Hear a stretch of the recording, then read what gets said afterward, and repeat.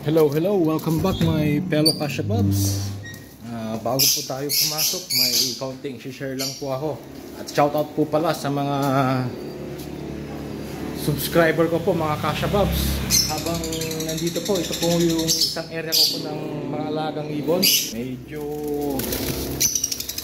may kwan po dito mga Kashababs, balat po ng ahas. Ayan po siya.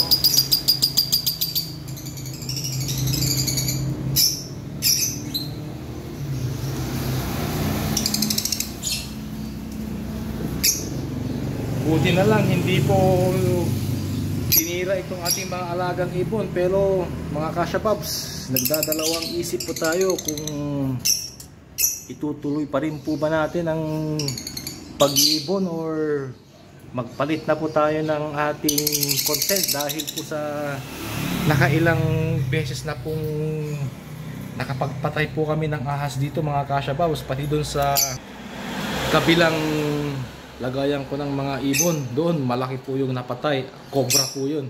Hindi ko na po binidyo dahil bawal po, ayaw po ni YouTube, lalo na kung mga ahas ay mga hayop ay mga pinapatay po.